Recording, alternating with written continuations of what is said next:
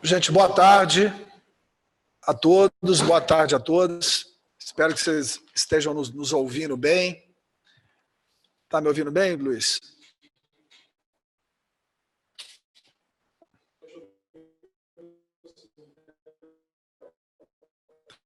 Me ouvindo bem?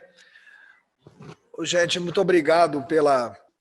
Meu nome é Miguel Gianese, sou diretor da Libertas Auditores e Consultores, empresa que tem dedicado os últimos 24 anos trabalhando com a pública e consultoria.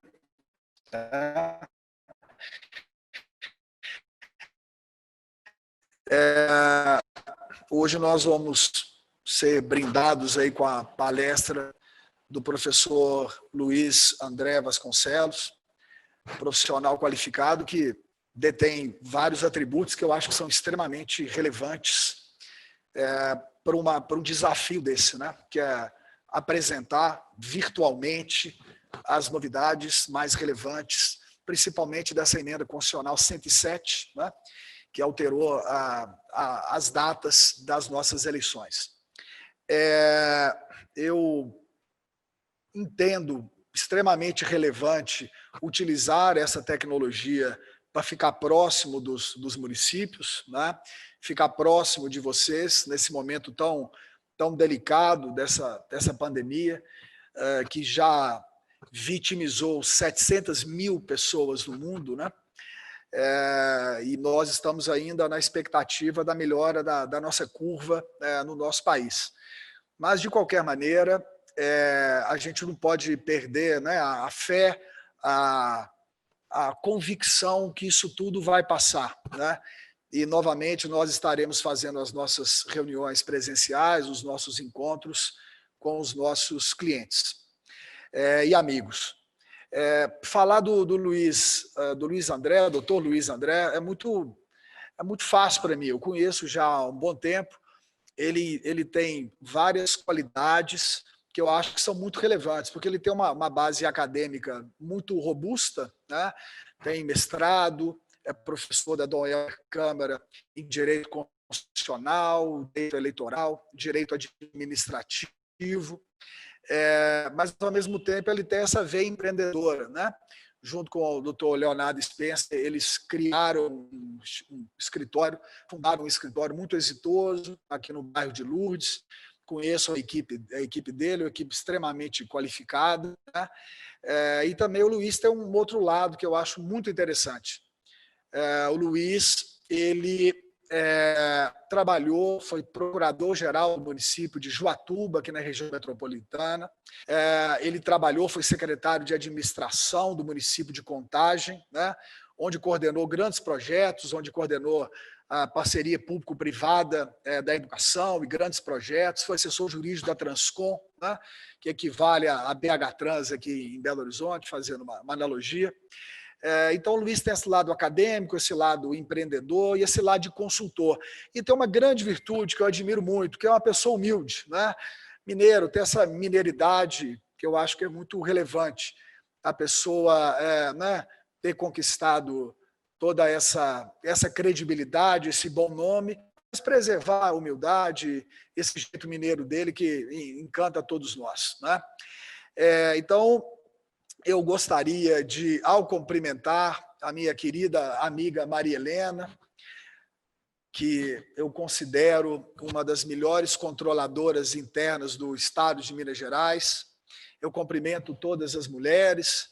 Estou vendo aqui a Simone, a Wilza, Débora, Raíza, Elane, todas que lutam com a gente no dia a dia na Libertas, né? E quero cumprimentar também, ao cumprimentar o Marcelo, o Adelano, o Fernando e tantos outros que aqui estão, eu cumprimento os homens que estão participando do nosso evento, tá bom?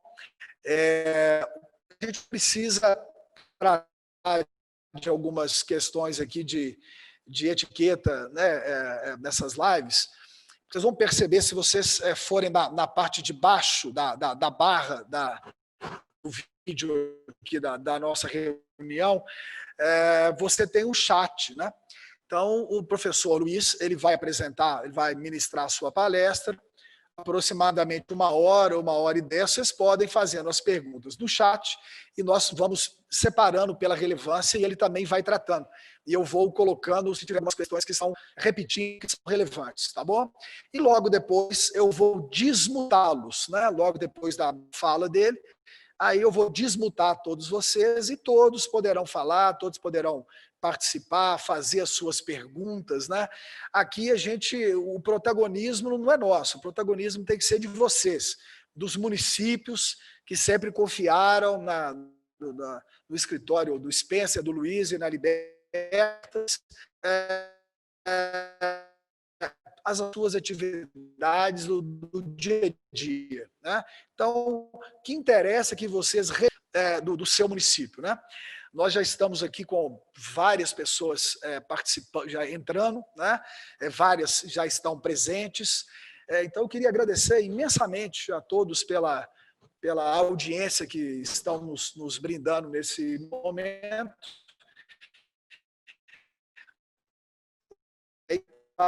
Passo a palavra ministrando essa live aqui com vocês. Muito obrigado. Muito obrigado, Miguel. Interessante como que é essa dinâmica, né? Você está aqui do meu lado e eu tenho que te ouvir também. Aí fica com um delay um pouco esquisito. Achei agora também você vai ter um pouco de delay, mas fico muito satisfeito pelas suas palavras. Fico muito feliz, na verdade, em tê-lo muito mais que como um parceiro de trabalho, um grande amigo, viu, Miguel? É interessante como que nessa estrada que a gente vai trilhando na administração pública, nós encontramos boas pessoas e com certeza você é uma dessas que me ensina bastante e que me faz querer continuar trabalhando com a administração, porque eu tenho certeza que isso é um caminho para fazer o bem para muita gente, para muitos municípios, e todos eles estão bem representados aqui hoje nessa live e que a gente está acompanhando aqui de perto. Então, agradeço muito pelas palavras.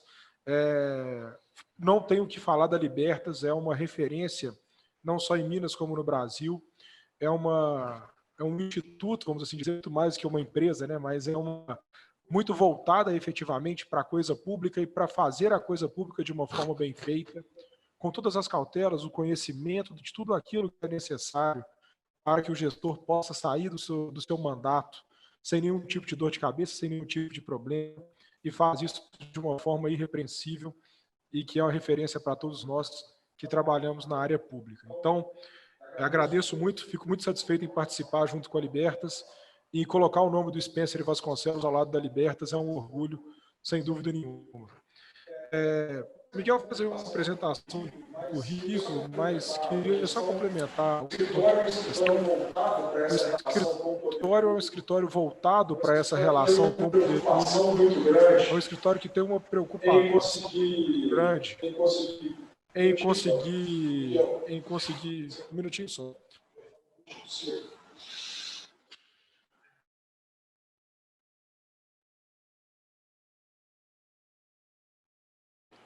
Agora vai melhorar um pouco, estava dando um retorno aqui. Mas é um escritório também voltado para trabalhar com a administração, seja diretamente com empresas, políticos, com as próprias administrações, com prefeitos, e também no período eleitoral, que é uma fase de muito trabalho, de muito debate e de muito aprendizado para todos nós, e é isso que nós vamos compartilhar aqui hoje. Estendo o abraço do Miguel a todos, aqui também muitas pessoas do escritório presentes, a Jéssica, a Jordânia, Reinaldo, o próprio Spencer está aqui também, já ouvi aqui. Agora estou vendo aqui o Rafael, da Prefeitura de Joatuba, que foi inclusive onde eu me conheci o Miguel, onde nós nos conhecemos, eu trabalhava em Joatuba e ele prestava serviço, e entre vários outros locais aí também representados. Se por acaso a pandemia traz problemas, ela traz uma vantagem, né? A possibilidade de reunir num só espaço, um espaço virtual, pessoas representando todos esses municípios de diversas regiões de Minas Gerais e que certamente não estariam presentes em conjunto se estivéssemos tratando disso presencialmente. Miguel, vou começar, tá? De uma forma bem direta, e para isso eu vou fazer uma pequena apresentaçãozinha de uma tela. Não quero aqui ficar passando slide, ficar incomodando vocês tratando de slide durante o tempo todo, mas eu acho que dá uma orientação do que é o nosso objetivo aqui hoje e nos permite ter uma base de referência para saber qual é o nosso objetivo. Então, vamos discutir os aspectos e vamos dividir esses aspectos do período eleitoral de 2020 em 3 momentos. 3 momentos que, no meu ponto de vista, daria para cada um deles e para cada um dos tópicos inseridos neles uma palestra específica. Então, o objetivo aqui é tentar, de uma forma concisa, trazer pontos principais de mudança das eleições de 2020, para que a partir disso a gente possa efetivamente tirar algumas dúvidas preliminares e depois, se for o caso, aprofundar individualmente com quem entenda como necessário uma consultoria dentro desse objetivo. O primeiro momento é o momento da pré-campanha, é o momento que nós vivemos agora. No meu ponto de vista, é um momento de mais incertezas e que geram mais dúvidas, principalmente porque nesse ano o período de pré-campanha foi estendido um pouquinho, até setembro, com essa fase de pré-campanha bem definida, pré-definida, e por isso mesmo nós temos que ter claramente o que é possível e o que não é possível fazer durante esse período, quais são as condutas vedadas, o que efetivamente pode gerar de desincompatibilização, quais são as desincompatibilizações nesse período, entre outras questões. No segundo momento, aí já passamos dessa pré-campanha, mas todo mundo com o registro realizado, nós temos uma fase complexa que vai do registro de candidatura até a realização das eleições. Um momento desafiador, um momento de correr atrás de recursos, um momento de manter o equilíbrio das contas, de conseguir pagar tudo aquilo que a pessoa está gastando para conseguir se promover dentro da legalidade e observando o melhor caminho. Todos esses desafios que nós enfrentaremos daqui até lá têm um objetivo, que é ser eleito. A maior parte das pessoas que estão aqui ou são assessores de quem, de alguma forma, pretende uma candidatura, ou são possíveis candidatos, e por isso mesmo estão objetivando a mesma coisa, quero ser eleito. E aí? Depois que eu sou eleito, o que eu vou enfrentar dentro do meu mandato, o que eu vou enfrentar dentro da minha caminhada, quais são os desafios que eu vou passar. E é um momento bem delicado que nós passamos no Brasil, e por isso mesmo um conhecimento prévio, pelo menos basilar, vamos assim dizer, pelo menos um pouco de conhecimento nesse primeiro momento, ajuda a ter uma sequência muito boa daquilo que nós podemos nos enfrentar, do que nós vamos enfrentar. E eu espero que todo mundo aqui saia da eleição com sucesso, que consiga efetivamente concretizar esse objetivo e esse desafio que é representar a população, principalmente no cenário de instabilidade jurídica e política que nós passamos atualmente. Então, sem mais delongas, vamos lá. Momento 1 da pré-campanha, do dia de hoje até o registro de candidatura. E aí, se eu fosse falar com o Miguel assim, Miguel, se você tivesse alguma coisa para discutir aqui hoje, qual seria o ponto principal? O que toda vez que alguém me procura hoje, ainda aqui no dia 5 de agosto, está querendo saber? Luiz, o que eu posso fazer? Luiz, como é que é possível realizar uma pré-candidatura sem que eu tenha nenhum problema ao longo da minha candidatura? Luiz, Spencer, como é que é possível eu fazer a minha propaganda na internet sem que isso gere problema? Eu sou prefeito, será que eu posso manter a minha publicidade institucional vigente ao longo desse período? Será que eu vou ter algum problema, aplicação de uma multa, um abuso de poder configurado em razão disso? São várias perguntas que são feitas, voltadas especificamente para uma questão. Eu posso me promover? É possível que eu me promova ou isso vai configurar propaganda antecipada? Então há uma disputa, uma discussão muito grande entre o que é pré-campanha e o que é propaganda antecipada. Lembrando que a propaganda antecipada ela é ilícita, ela não pode ser feita, só pode ser feita a partir do dia 26 de setembro. Por isso mesmo, é importante identificar o que é e o que não é essa pré-campanha e como ela está configurada. Como eu disse, essa é a famosa pergunta, ou melhor, seria a famosa resposta de $1 milhão. Por quê? Porque desde 2016, e é bom que as prefeituras sempre são as cobaias nesses processos, sabe, Miguel? Sempre é com elas que começa essa tentativa de resolver algumas coisas. Teve uma mudança significativa no nosso calendário eleitoral, reduzindo bastante o prazo de campanha, de 90 para 45 dias. Cortou pela metade. Só que, ao mesmo tempo que reduziu o prazo de campanha, houve uma alteração na Lei 9.504, lá no artigo 36A, no seguinte sentido: olha, é possível que o candidato se promova, o pré-candidato, melhor dizendo, se promova antes do período inicial das propagandas eleitorais, efetivamente, desde que não haja pedido explícito de voto. Olha que beleza. Todo mundo pode fazer tudo? Tudo é possível? Eu posso, então, me promover de qualquer forma sem que isso aí configure lá na frente algum problema?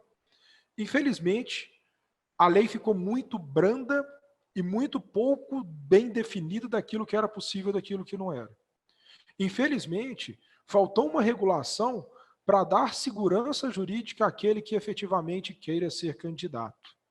E por isso mesmo, como quase tudo dentro do direito eleitoral, isso caiu para uma discussão dentro do TSE, do Tribunal Superior Eleitoral, que tentou fixar algumas balizas preliminares, alguns requisitos objetivos para falar, olha, é possível ou não é possível dentro de uma pré-campanha, dentro desse aspecto. Primeira questão, de forma nenhuma pode ter pedido explícito de voto.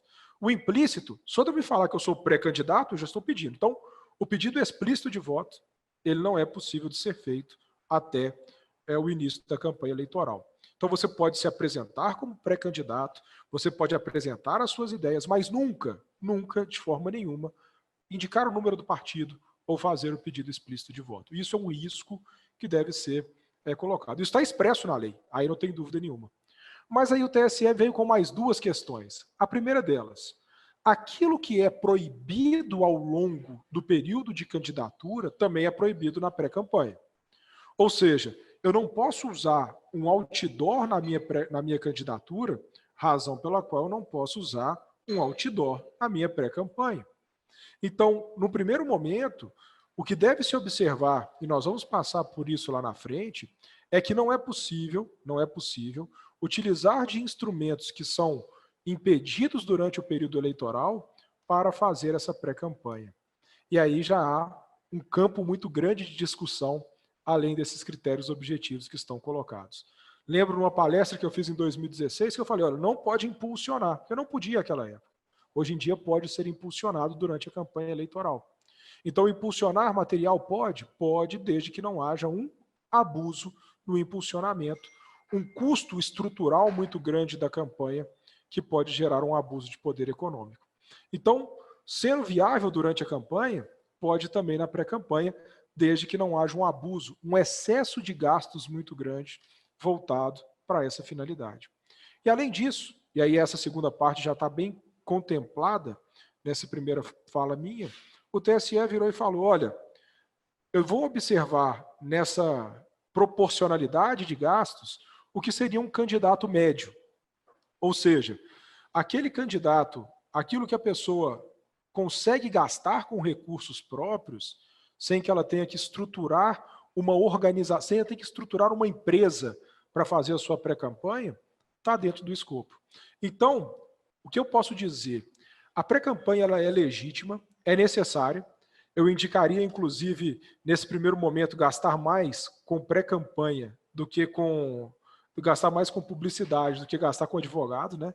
Mas com uma certeza muito grande, com a certeza de que é necessário, de forma muito objetiva, garantir que haja um equilíbrio nesses custos, para que não se pegue esse período que falta até chegar na campanha e tente gastar fundos de dinheiro, tente arrecadar recursos de terceiros, de empresas, de alguma forma que vão gerar uma falta de prestação de contas lá na frente, porque isso não é auditado, e isso aí é um risco muito grande que pode colocar em xeque uma candidatura viável. Eu costumo dizer para todo mundo que, a princípio, tudo pode, mas todo mundo tem que saber o tamanho do risco que está correndo. E se você tem uma candidatura viável, se você é um candidato que tenha condições efetivamente de atingir o seu objetivo, cuidado, porque isso pode ser um problema grande dentro da sua campanha. Costumo dizer, eu tenho certeza que pessoas já me ouviram dizendo isso aqui, sabe, Miguel? Que quando eu falo de campanha eleitoral, eu falo que a gente está num jogo de futebol. E esse jogo de futebol, nós estamos agora ali no aquecimento, naquela fase preparatória importante, mas atualmente o jogo de futebol ele conta com um fator externo muito importante que é o VAR. Eu costumo dizer que se você não toma cuidado, o VAR vai pegar aquele seu problema, aquela sua irregularidade, e de alguma forma pode te colocar em alguma situação que inviabilize a sua candidatura. Então, o cuidado que temos que tomar, muito importante dentro desse cenário, é que haja efetivamente como estruturar a pré-campanha sem que haja gastos abusivos, de maneira proporcional, e sem que também realize meios inidôneos, como, por exemplo, outdoors, entre outras questões, para dar essas respostas aí necessárias. Então, eu não diria que tem uma pergunta certa, acho que cada caso tem que ser analisado individualmente, mas acho importante que alguém que queira se candidatar faça uma pré-campanha efetiva, mas que também tome muito cuidado, muita cautela, para que ela seja viável dentro desse cenário de insegurança jurídica que nós passamos atualmente. Ok? Então, não pedir voto, não usar meios inidôneos e tomar cuidado para não gastar demais é o caminho adequado para você ter sucesso nessa primeira fase aí colocada. Uma outra questão também, até chegar às eleições, que sempre me chama atenção, sempre é objeto de muitas consultas no escritório, tenho certeza que na Libertas também, é com relação aos prazos de desincompatibilização. E juntamente com isso, eu posso colocar agora, também para o dia 15 de agosto, algumas condutas vedadas que ainda assim estão presentes nas prefeituras e que têm que ser observadas para que não haja um problema também nas campanhas eleitorais. Quando eu estava falando da pré-campanha, há poucos segundos atrás, eu falei cuidado para não gastar muito. Quando eu falo cuidado para não gastar muito, eu falo que há um risco na campanha muito grande, que é o chamado abuso do poder econômico. As campanhas elas têm que ser equilibradas de forma que aquela pessoa que tenha muito dinheiro não consiga desequilibrar o pleito, a disputa, e gere um abuso de poder econômico. Ao lado disso, também não é possível, e há um risco muito grande, com a utilização da máquina pública para a promoção de uma campanha eleitoral. Isso pode gerar outro abuso, que é o abuso de poder político. E por isso mesmo que a Lei 9.504 e a Lei Complementar 64, elas trouxeram algumas obrigatoriedades para as pessoas que estão no poder público, para as pessoas que já ocupam cargos públicos e que pretendem ser candidatos. A primeira obrigação, que é a desincompatibilização, e as segundas obrigações, vamos assim dizer, que são as condutas vedadas durante esse período eleitoral, durante essa fase de pré-campanha até a campanha propriamente dita.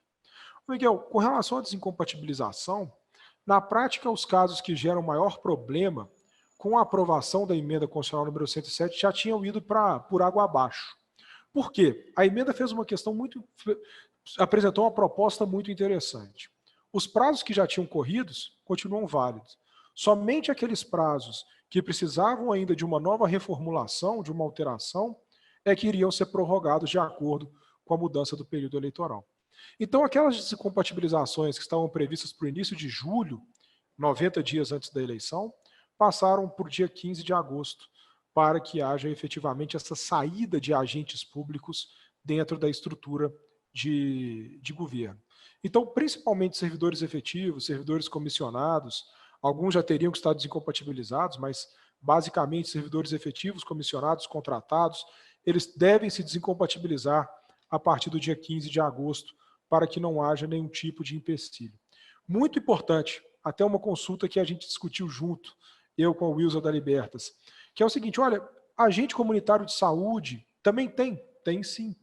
E temos que observar a legislação de cada município individualmente para identificar se essa desincompatibilização vai ser definitiva ou se vai ser transitória. E mais, se vai ser remunerada ou não, porque isso está a cargo de cada município legislar e na previsão de cada um dos municípios.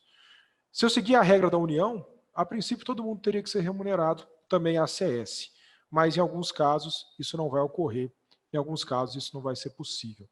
Além também de agente comunitário de saúde, uma questão que sempre perguntam é com relação a conselheiros tutelares, que também tem uma legislação própria em cada município e que deve ser observado. Então, o que eu quero dizer nisso aqui?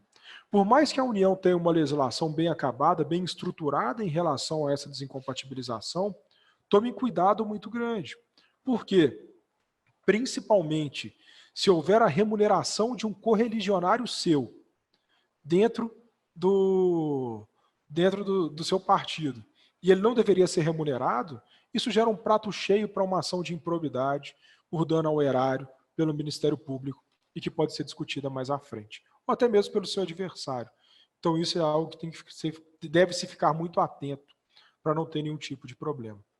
E assim como a desincompatibilização é algo que tem que ser pensado até as eleições, eu colocaria as condutas vedadas como principal ponto de problema para um candidato. Se você quiser pegar o que gerou cassação de mandatos nos últimos anos, eu te garanto que a maior parte das questões estão ligadas à inobservância das regras previstas no artigo 73 da Lei 9.504 de 1997. A inobservância das regras relativas a condutas vedadas. Mas eu nem era candidato à reeleição, seu correligionário sofre as mesmas consequências e pode estar sujeito às mesmas sanções que variam caso você concorra à reeleição. Agora, nós temos condutas vedadas que se iniciaram no início do ano. Por exemplo, repasses para entidades que não estavam contempladas em orçamentos anteriores, questões desse tipo. Tem condutas vedadas que iniciaram em abril, que se encerraram em abril, que é a inviabilidade de conceder aumentos que ultrapassem a revisão geral anual para os servidores. Mas a partir do dia 15, nós temos algumas condutas vedadas muito importantes e que devem ser observadas por todos. O destaque que eu daria principal para essa questão é justamente em relação à publicidade institucional. A partir de 90 dias até a eleição, é necessário que haja uma estruturação diferente da publicidade feita na administração, porque isso pode gerar prejuízo ao candidato à reeleição ou àquele que o candidato apoia. A primeira questão, quando eu coloco a questão da publicidade institucional, eu tenho um slogan de governo, posso manter esse slogan na prefeitura? Não pode. Esse slogan deve ser retirado de tudo que é possível, veículos que foram recebidos, placa de obra, do site da prefeitura, tudo isso deve ser retirado sob pena de configurar uma promoção daquele grupo político que está no poder. Então, uma questão simples para ser pensada e projetada aí para as próximas 2 semanas. Agora, eu tenho que tirar o meu site do ar, né, Miguel? Essa é a pergunta que sempre vem, né? Eu tenho que tirar o site do ar? Na verdade, não. O site tem que continuar no ar. É necessário que o site continue no ar, até porque ele é um instrumento, um canal de comunicação da população com a administração pública em vários aspectos, né? Portal da transparência, busca de boleto de tributos, licitações, contratos administrativos, várias questões estão no site. O que não pode ser mantido no site, logicamente, são aquelas notícias que têm um caráter político-eleitoreiro. São notícias relacionadas com prefeito inaugurou uma obra, vai inaugurar uma obra dia tal, conseguimos recursos de convênio. Então, é a forma de veicular a informação que tem que ser diferente e que deve passar por uma reformulação nesse período. Alguma pergunta, Miguel? Luiz, tá ouvindo bem? Sim. Tá. Primeiro eu quero listar aqui as cidades que nós apresentamos, já algumas dezenas de participantes aqui, dos municípios de Caeté, Mateus Leme, Extrema, Itapeva, Brumadinho, Juiz de Fora, Uberlândia, Andrelândia, Itajubá, Araxá, Caeté, Dores de Campos, Itabira, Dores de Goiães, Pouso Alegre e Pains. Tem alguns advogados aqui de Belo Horizonte que eu conheço, que também já estão participando. E vocês, por favor, coloca lá no chat, né, que tem na barra, na parte de baixo da apresentação, como eu disse para vocês, né? É possível vocês colocarem algumas perguntas, algumas questões para a gente ir conversando com o Luiz. Já apareceu aqui Muriaé, Cambuí, Lavras, Juatuba, Então, todos os quadrantes do estado de Minas Gerais representados. Ô Luiz, eu quero voltar num ponto que você colocou, que tem chamado a minha atenção. Como eu milito há 28 anos na área pública, a gente conhece muita gente, né? E eu estou verificando muitos vídeos de pré-campanha, né? Vídeos bem feitos por agências de publicidade, né? Onde o pré-candidato, ao final, ele já está pedindo voto, né? Isso está rodando no Instagram, Facebook, e mesmo no WhatsApp, né? Que tem muita capilaridade. O que você tem para dizer para a gente? Aprofunde um pouco mais em relação a essa questão da pré-campanha, por gentileza.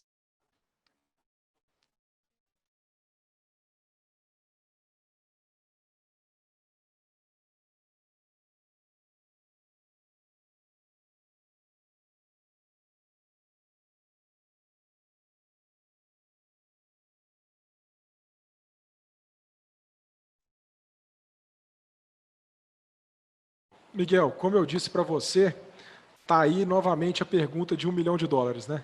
É aquela pergunta que nunca, que não tem uma resposta certa, tá?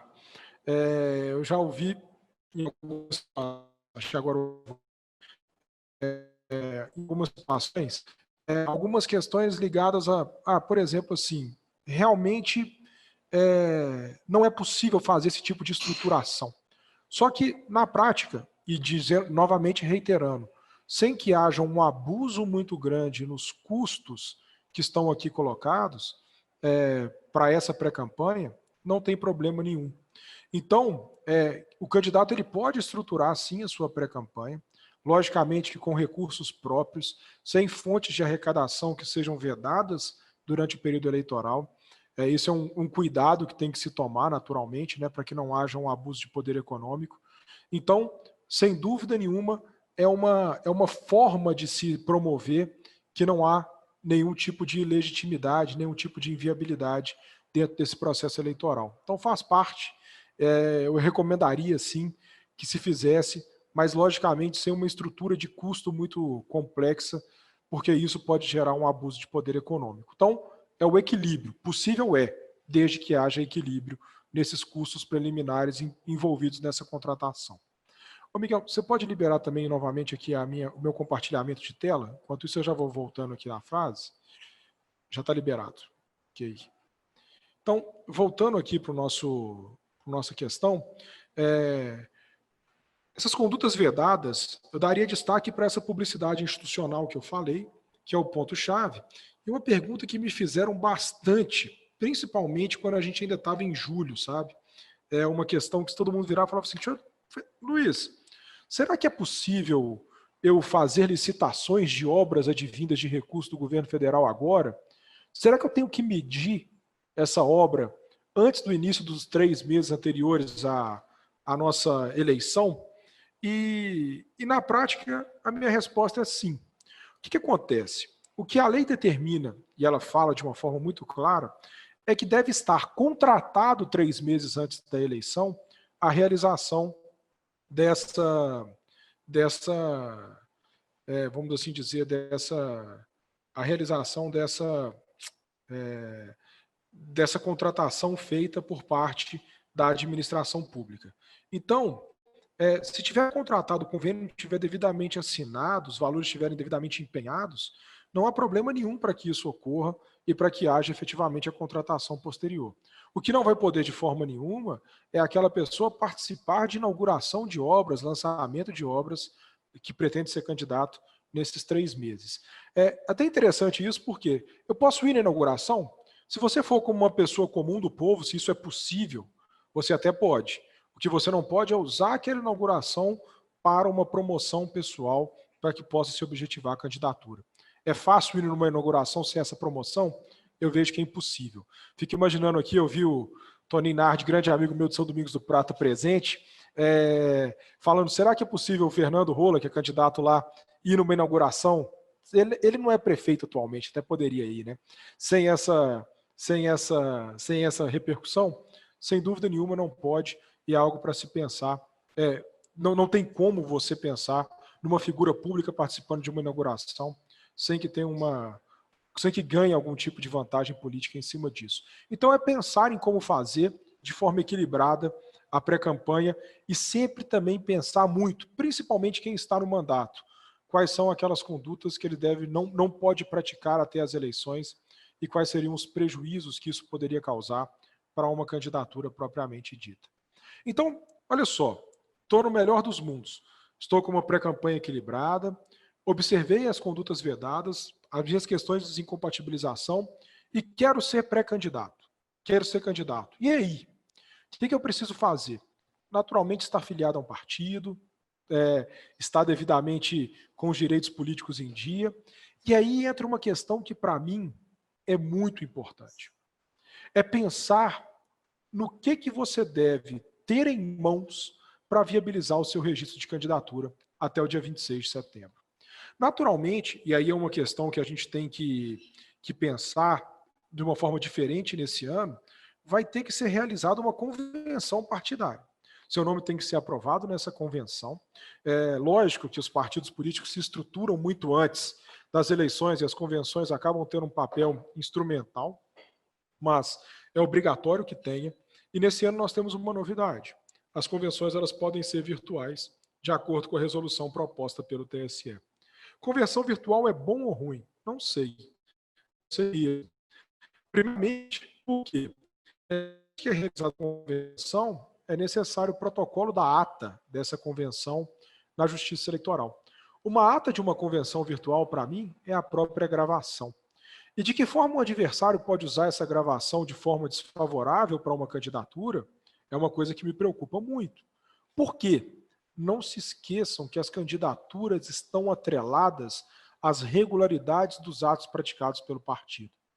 Então, quando você apresenta lá o seu DRAP, demonstrativo de regularidade dos atos partidários para a Justiça Eleitoral, é muito importante que a sua convenção tenha sido realizada de forma lícita, de forma adequada.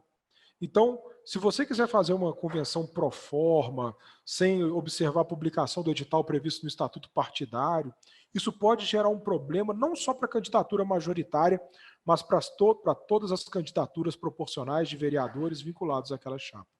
Então, tome muito cuidado nessas convenções partidárias virtuais para a forma como ela vai ser veiculada, porque ela tem que ficar gravada. Não vejo. Até a resolução do TSE até permite outras formas, a assinatura. Alguém pode ir pegar a assinatura de todo mundo na ata. Mas eu não tenho dúvida nenhuma que alguém vai gravar. Isso aí pode ser um problema, caso não seja feita de uma forma regular. Então, convenções partidárias, muito atentos a essa questão. Lembrando que elas poderão ser feitas esse ano, do dia 31 de agosto até o dia 16 de setembro. Pensem na melhor data, pensem na melhor forma, para que ela seja feita de uma forma regular, com caráter democrático, como deve ser a convenção propriamente dita. Além disso, é muito importante que os partidos pensem na sua própria estrutura em cada município. Desde municípios pequenos, aqui representados, até grandes municípios citados pelo Miguel, é muito comum que nós tenhamos comissões provisórias partidárias e não diretórios. Isso faz com que, a cada tempo, a executiva estadual crie novos diretórios e estruture uma organização própria naquele município.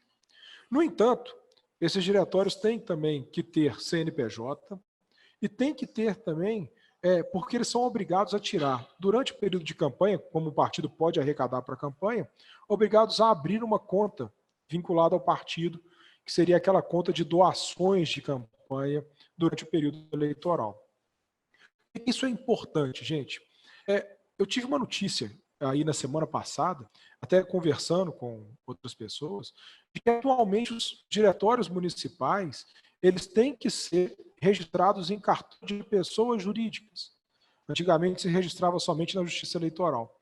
E por isso mesmo, eu faria e tomaria uma cautela muito grande, nesse momento agora de pré-campanha, de revisitar esses diretórios, de identificar os diretórios dos partidos que estão apoiando o mesmo candidato, para verificar a regularidade, identificar esse registro, que é uma coisa simples de ser feita, para evitar um problema lá na frente, principalmente na abertura de CNPJ e de contas bancárias. Então, atentos aí à estruturação dos diretórios e atentos também à documentação necessária para o registro de candidatura. Depois eu posso disponibilizar para o Miguel, encaminho para todos aqui presentes, o checklist elaborado justamente de quais documentos são necessários, e são muitos, principalmente documentos relacionados com processos judiciais, ações de improbidade, ações criminais, que, se por acaso não tiverem devidamente instruídos dentro do processo, podem gerar prejuízo para aquela sistematização dentro do pedido de registro de candidatura. Então, eu acho que cada candidato tem uma responsabilidade muito grande em juntar essa documentação para apoiar o partido no processo de registro, para que isso se torne uma questão normal, uma questão natural. Caso contrário, não tenho dúvida nenhuma que vai ter gente trabalhando na madrugada do dia 25 para o dia 26 de setembro, tentando correr atrás de documento e tentando, principalmente, candidaturas femininas, né, que tem a proporcionalidade necessária para tentar viabilizar a candidatura de todo mundo. E isso aí pode ser um problema muito grande. Atentos a essa estrutura necessária para viabilizar essas candidaturas propriamente ditas. E, por fim, nessa fase de pré-campanha, algo que todo mundo pergunta muito, né? Quantos votos eu preciso ter para ser eleito vereador? Primeiramente, ninguém vai saber isso antes da própria eleição. Por quê? Como todo mundo sabe, o sistema proporcional, ele leva em consideração, num primeiro momento, a nossa estrutura de quantos votos foram concedidos naquele município. Então, depende do número de votos válidos. Esses votos válidos são divididos pelo número de cadeiras do Legislativo, gerando o chamado quociente eleitoral.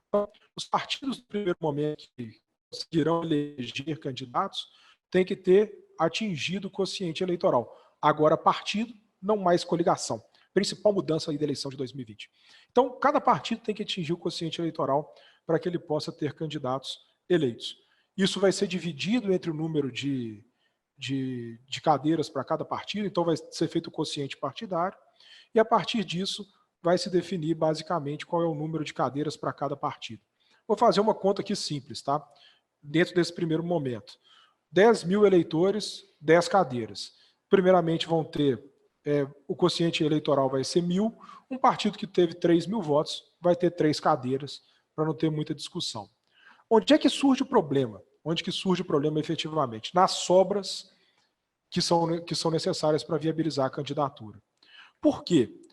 O que deve ser feito para se chegar a essas sobras, a essas cadeiras a mais, além do quociente partidário, é feita a análise da média de cada partido e de quantas cadeiras que ele ocupa. Eu não vou fazer conta aqui, sou advogado, depois eu deixo a conta por conta do Miguel, mas essa média, ela gera uma complexidade muito grande, principalmente nesse momento, porque desde 2016, somente podem ser eleitas pessoas que atingiram pelo menos 10% do quociente eleitoral. Então, se uma pessoa, naquele caso, naquele exemplo que eu dei, teve 99 votos e é a terceira colocada, ela não pode ser candidata, não pode ser eleita. Não pode mais ter o que se chama de efeito tiririca, de puxador de votos, porque isso é um problema que pode gerar nessas campanhas eleitorais.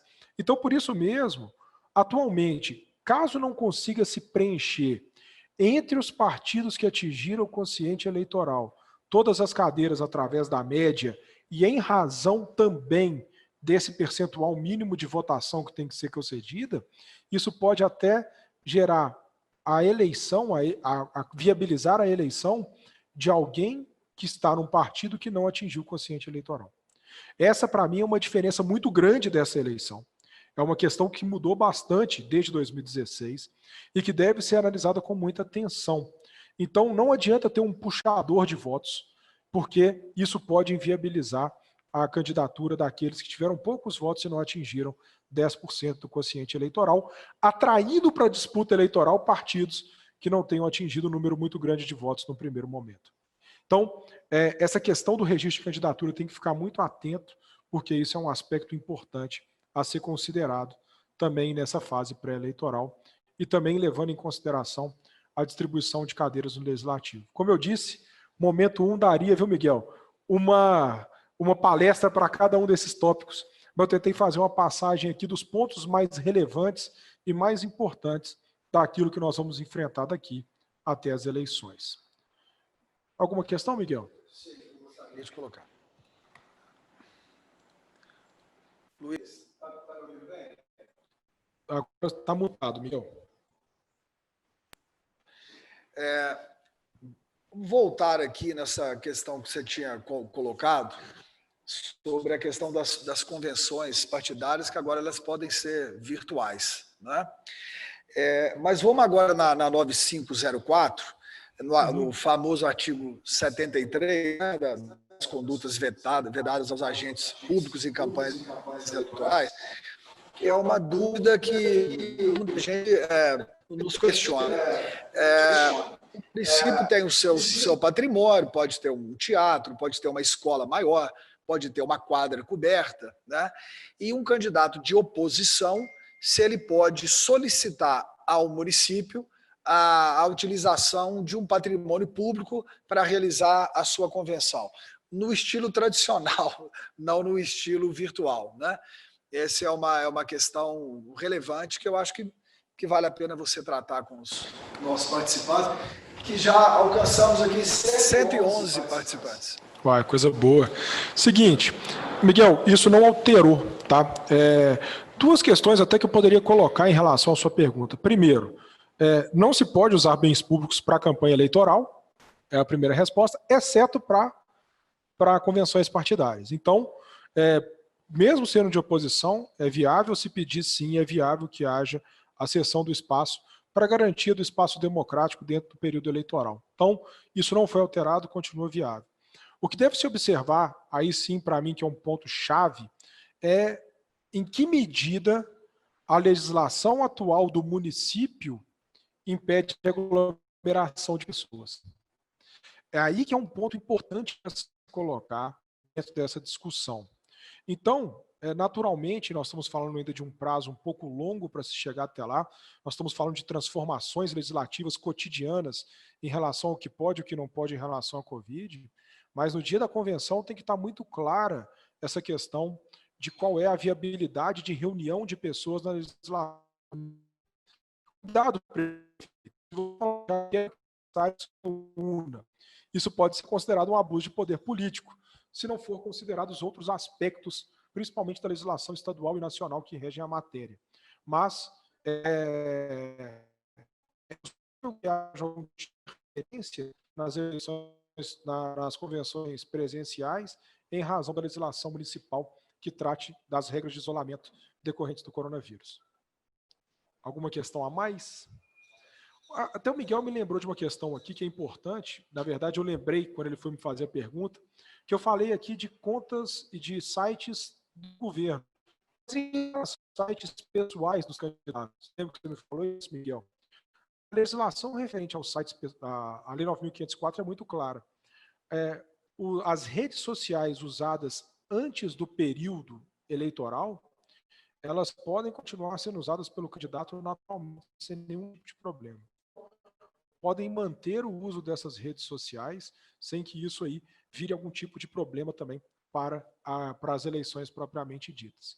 E aí a gente vai fazer o registro de candidatura, aquela correria, todo mundo jogando documento, ouviu isso, apresentou no dia certo, sem problema nenhum, publicado edital, todo mundo estava lá registrado, aquele momento bom, todo mundo falando o seguinte: nossa, esse meu adversário ele não pode ser candidato porque ele já teve alguma cassação, vamos entrar com impugnação de registro de candidatura, notícia de inelegibilidade, vamos correr para tentar resolver esses problemas, mas aí sim a gente entra no momento de campanha eleitoral. Aí o pedido de voto está liberado, aí tudo aquilo que nós colocamos como um problema, que é vote em mim, na verdade é o objetivo principal, tudo é vote em tal pessoa, porque ela tem as melhores propostas, e é algo para ser bem discutido aqui. Em relação à propaganda eleitoral, eu queria trazer algumas questões também muito superficiais, mas que, no meu ponto de vista, são muito importantes nesse momento. Primeiro, tivemos poucas alterações em relação à eleição de 2016. Eleição feita na sola de sapato, como todo mundo diz, né? E por que nós tivemos poucas alterações? Tivemos uma mudança muito grande para 2016, desde tamanho de adesivos em veículos, tamanho de adesivos que podem ser colocados em residências privadas, questões relacionadas com a utilização de trielétricos, mini-trios e carros de som que só podem ser usados em carreatas, limite de gastos com com contratação de pessoal terceirizado, limite de número de pessoas contratadas. Então, tivemos já uma mudança muito grande em 2016 que se repete nessa eleição agora. Mas, o que para mim chama mais atenção nesse momento é a questão das fake news. Se eu fosse falar uma questão que vai ser o ponto de debate principal pós-eleição, é como que essas fake news vão ser colocadas na mesa de uma campanha eleitoral. Por que isso eu vejo como um problema muito grande? Nós estamos falando de uma eleição eminentemente digital. Eu já vi pessoas que fazem fake news, que criam sistemas de fake news, que é impressionante. Você sai convencido quando a pessoa apresenta alguma coisa falando mal de alguém que não tem nenhum tipo de problema com ele envolvido. Isso aí pode ser uma tônica da eleição, e uma tônica difícil de ser controlada pelo Poder Judiciário. Por quê? O Judiciário vai estar tratando aí de mais de 5 mil municípios. Um número significativo demais de candidatos, demais mesmo, de vereadores, prefeitos. E como que ele vai conseguir ter o controle sobre isso tudo? Como que o juiz consegue dar uma resposta a isso tudo dentro desse cenário? Eu diria que, na verdade, as fake news elas têm que ser combatidas pelo adversário político. Então, tem que ter um acompanhamento jurídico muito próprio, muito próximo, daquelas respostas que têm que ser dadas em relação às fake news, e também adotadas medidas em caráter criminal, caráter civil, para que haja recomposição dos danos que elas podem causar. Não recomendo para nenhum tipo de candidato utilizar desse subterfúgio, porque certamente isso pode ser um problema muito grande, e já vimos candidatos do Senado Federal sendo caçados agora, justamente porque utilizaram fake news como forma de instrumentalizar as suas campanhas. Se isso aconteceu no Senado, imagina numa campanha de vereador, em que estamos muito mais suscetíveis aos controles do Ministério Público e também do adversário político dentro desse aspecto. Então, a tônica nessa eleição é evitar utilizar fake news e mais, tentar combater as fake news veiculadas pelo adversário, tendo em vista a prejudicialidade que isso pode causar para a imagem de cada um dos candidatos presentes. Eu diria que vai ser a eleição do combate às fake news. Se por acaso a eleição de 2018 foi uma eleição promovida com base em fake news, e não estou falando aqui de um ou outro partido, todos utilizaram esse subterfúgio, agora é uma eleição de combate direto às fake news, e eu acho que a gente tem que estar muito atento a essas medidas para tentar evitar que isso impacte o nosso sistema democrático, o nosso sistema de eleição, já que estamos lidando aqui nesse tipo de parâmetro. Além disso, o objetivo principal de uma campanha é: eu tenho que arrecadar para conseguir gastar com propaganda. Eu tenho que fazer propaganda, não adianta. Impulsionar é possível? É possível. É viável o impulsionamento pelo próprio partido ou pela coligação majoritária, se for o caso. É viável? É sim. Então, é buscar fontes de receitas para que se possa viabilizar as propagandas lícitas, legítimas, da melhor maneira possível. E aqui, com relação à arrecadação de campanha, tem um fator que é outro aspecto de diferenciação grande nessa eleição, Miguel. Candidatos ricos nadavam nas últimas eleições. Por quê? Tem uma limitação de doação de campanha por parte das pessoas físicas, doação de pessoas jurídicas, mas o candidato ele podia pegar 100% do limite de gastos da campanha e botar na mesa e falar: estou bancando minha própria campanha, não tem problema nenhum. A mudança para essa eleição é: dos recursos próprios, os candidatos podem gastar somente 10% do limite de gastos permitido para a campanha.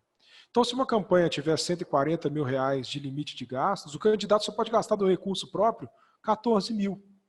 O que vai exigir significativamente medidas criativas de arrecadação que ultrapassem somente a busca de recursos ou de um candidato que tenha viabilidade econômica para bancar a campanha.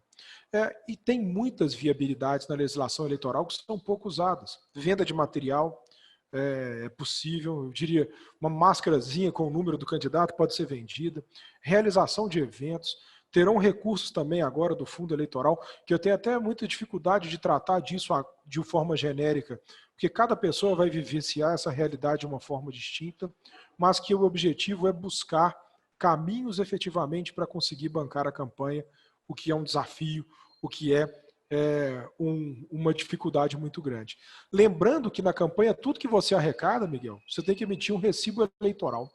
E isso aí vai compor, dentro dessa estrutura de campanha, um montante muito grande que vai ser parte no futuro da sua prestação de contas.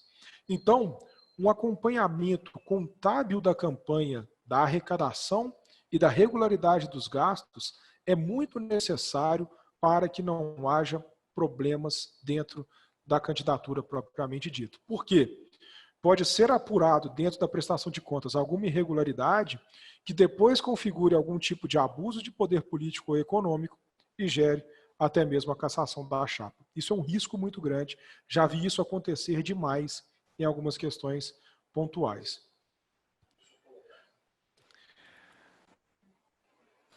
Luiz, como eu disse no início da nossa live, depois que você apresentar os pontos centrais, nós vamos abrir para as perguntas, né? Mas no chat já tem algumas perguntas que são relevantes, que eu acho que vale a pena a gente já colocar aqui e talvez já vai te ajudar no contexto da sua apresentação. Nós estamos perguntando aqui, uma pergunta que eu achei relevante, doutor Luiz Fábio Teixeira, de Pimenta, né? Acredito no município de Pimenta. O candidato ele já possui página pessoal no Facebook, é uma rede social que todo mundo conhece. Ele poderá usá-la na campanha de divulgação do seu plano de propostas ou precisa criar uma página específica para a campanha eleitoral? Eu acho que essa é uma dúvida bastante pertinente. É o Fábio de Pimenta também, é gente boa. Seguinte, ele pode manter a mesma página, não precisa criar uma página específica para a campanha eleitoral. Isso aí já está previsto expressamente no artigo 57B da Lei 9.504, não vou decorar o artigo aqui de cor, mas tem uma previsão expressa que ele pode manter a mesma página sem problema nenhum. E nessa página ele vai poder, durante a campanha eleitoral, realizar a sua publicidade, e aí sim, que é uma questão importante, porque ele, como pessoa física, durante o período eleitoral, não pode impulsionar. Mas o partido irá, então, bancar os impulsionamentos na sua página por meio de instrumentos próprios criados principalmente pelo Facebook e pelo Instagram. Então, são meios que foram criados que vai aparecer lá, propaganda eleitoral, nome do candidato, CNPJ, impulsionado, custo do impulsionamento, para que viabilize e para que a população tenha a noção clara de que isso foi objeto de impulsionamento propriamente dito. Então, eu acho que esse é um ponto importante, viu? Que é como utilizar de forma adequada as redes sociais, agregando marketing político a também os aspectos jurídicos e contábeis necessários para viabilizar as eleições, a candidatura. E dentro disso, Miguel, você quer mais alguma questão aí? Sim, tem mais uma questão aqui interessante da Adriana. Ela está perguntando se, a seu juízo, seria mais interessante, acredito que no aspecto jurídico, deve ser a pergunta dela, que é a sua atuação, seria mais interessante o candidato ter uma rede social específica para a campanha, sem misturar com a pessoal. Eu acho que você já respondeu, né? Não teria nenhuma dificuldade de manter o perfil que ela tem no social e transformá-la num perfil mais político, né? A partir do momento que ela julgar interessante. E tem uma outra questão aqui que nos foi colocado pelo senhor Eduardo. Se na pré-campanha o candidato pode divulgar ações já realizadas nos últimos 4 anos. Né? Imagino eu que já deve ser algum prefeito que vai disputar a reeleição. Se for Eduardo de Cambuí, é o Tadeu que vai ser candidato à reeleição lá. Pode sim. E eu diria que isso aí é até necessário para que o jogo político fique de forma adequada. E diria por quê? O seu adversário está, perdão da expressão, meter o pau em tudo que ele entende que foi feito errado nos últimos 4 anos, seja na pré-campanha ou na própria campanha. Se você também não pode mostrar aquilo que foi feito de bom, acho que haveria um desequilíbrio muito grande dentro disso. Naturalmente, instrumentalizar isso de forma adequada, sem excesso, sem abuso, mas não tem problema nenhum fazer essa divulgação, porque isso aí é uma forma de se apresentar para a população como um possível candidato viável e com propostas que podem ser concretizadas em benefício de todos no futuro. Tem mais uma pergunta aqui, enquanto o Luiz toma uma água aqui, que eu acho que eu vou tentar resolver. Eu sou Antônio Nardi, ou Nardi, me desculpa. Com relação ao momento da pandemia, qual seria o tempo suficiente para se realizar uma convenção? Ele dá o exemplo aqui, se 2 horas seria suficiente, né? Se ele conseguir colher todas as assinaturas, fazer todas as atas, né, que são necessárias, obviamente essa pergunta, as perguntas difíceis não têm uma resposta fácil, né, na pandemia. Mas, de qualquer maneira, eu acho que sempre vai prevalecer o bom senso, né? A razoabilidade. É lógico que se o gráfico da pandemia, se a curva não tiver cedida no seu município, não tem sentido fazer uma convenção partidária de 4, 5, 8 horas, como eu já participei de algumas no Congresso Nacional. É isso. Tá. Eu acredito, inclusive, Miguel, o Toninho aí é uma pessoa que está apoiando um possível candidato que é a oposição, né? Então, pode ser que a própria prefeitura tente criar embaraços para que ele possa fazer a convenção da melhor forma possível. Então, é ficar atento a isso aí juridicamente também, porque pode ser um abuso de poder político nessa tentativa de inclusive nesse cenário, e até trazendo agora já para dentro do período da candidatura propriamente, da campanha propriamente dita, é um fator para mim que chama muita atenção. Pô, já imaginou que coisa boa, Miguel? Eu sou um prefeito, estou lá em Itapecerica, em São Domingos do Prata, estou lá tentando fazer de alguma forma a minha campanha. Estou bem avaliado, sei que a única chance do adversário me passar é fazendo uma campanha consistente. Então eu vou criar então uma série de regras restritivas de campanha eleitoral para que de alguma forma eu possa viabilizar essa campanha. É possível? Não é possível. A prefeitura nem a Justiça Eleitoral podem criar regras que impeçam a realização de propaganda eleitoral. E se fizerem, caso seja necessário por questões relacionadas com a pandemia, devem fazer pautados em orientações promovidas pelo governo do Estado e pela União Federal. Então não é uma política local. Achei até muito interessante essa ideia da emenda. Tirou aquele poder que foi dado aos prefeitos pelo Supremo por meio da sua decisão e falou, olha, cuidado, esse poder pode gerar um abuso. Por isso mesmo, durante a campanha eleitoral, não cabe ao prefeito dizer o que pode e o que não pode em razão da pandemia, mas sempre deve seguir as diretrizes para essa campanha propriamente dita. E dentro disso, e até entra num outro tópico que está previsto aqui no nosso slide, é pensar muito bem na contratação de pessoal que deve ser de cabos eleitorais para a promoção das candidaturas. É possível a realização? Ainda é possível, observado sempre o limite de 1% do eleitorado, e além desse 1% do eleitorado para os vereadores, 50% desse montante, observado um limite para deputado estadual. Isso aí, naturalmente, vai ser muito mais fácil, porque o TSE, antes das eleições, vai publicar o limite de gastos e também o limite de contratação de pessoal, não precisamos ficar fazendo conta mirabolante aqui agora, mas saber que é viável e, principalmente, saber como usar esses cabos eleitorais contratados em respeito à pandemia, não seja colocado como um problema para o próprio candidato dentro da sua estrutura política e jurídica. E aí, até pensando nisso tudo que a gente fala no momento 2 durante a campanha, pensando que a gente tem que ter um controle da arrecadação e dos gastos, pensando que a gente tem que ter um controle e momentos pré-determinados para a prestação de contas parciais de 30 dias, que durante o período nós estamos lidando com propagandas eleitorais feitas pelo adversário que podem ser prejudiciais à pessoa de forma individual. Eu não vejo outro caminho do que estruturar bem política e contabilmente uma campanha eleitoral. Para eu pensar numa campanha hoje que seja viável, tão importante quanto a promoção individual através de meios legítimos de marketing, é uma estrutura jurídica e contábil que faça um acompanhamento muito próximo da campanha. Não é propaganda para mim, não. Se vocês tiverem um advogado de confiança ou são advogados, saibam disso. É acompanhar de perto, de a realidade do candidato para que ele possa tomar decisões adequadas e não seja prejudicado com isso no futuro. Eu diria que esse acompanhamento para um candidato que está no mandato deveria ter começado há um ano atrás, né? Porque a habilidade de prejudicar a sua candidatura com condutas inadequadas ao longo do período eleitoral é muito grande. Então, por isso mesmo, pensar bem em como estruturar uma campanha política, também jurídica e contabilmente, é muito importante.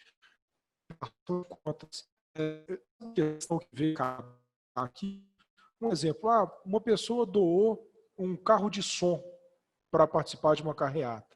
Ela pode doar? Se o carro for dela, sim. Mas ela não pode alugar esse carro e doar para o candidato. Já vi prestações de contas terem problema em cima disso e o candidato ser cassado por isso.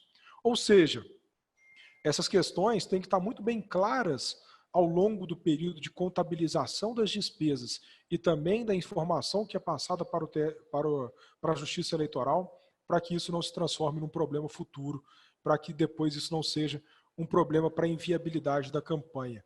Advogado adora quando tem disputas políticas. Falar que é mentira, não, porque é o momento que a gente aqui consegue ganhar dinheiro, né, Miguel? Faz parte também da vida, né?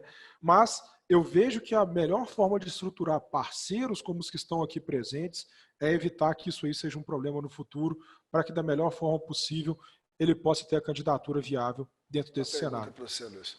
Vamos lá. Tem uma outra questão que foi colocada aqui no nosso chat, que eu acho bastante relevante para colocar para todo mundo aqui. Foi a pergunta do professor Guido, ele é presidente da Comissão de Licitação de Itapeva, é um município do sul de Minas. Ele pergunta, será que os comícios e carreatas serão proibidos esse ano, considerando-se a pandemia? Essa é uma pergunta muito interessante. Isso tudo vai depender das autoridades sanitárias, né?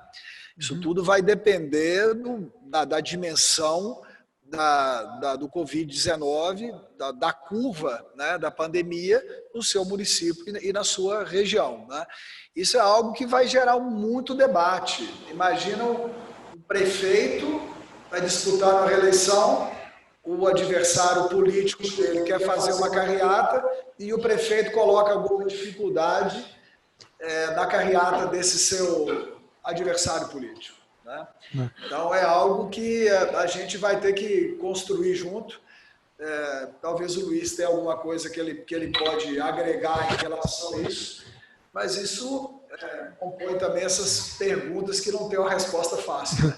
Assim, a única coisa que para mim está muito claro dentro da legislação hoje é, se por acaso a pessoa estiver inventando moda, isso pode ser abuso de poder político.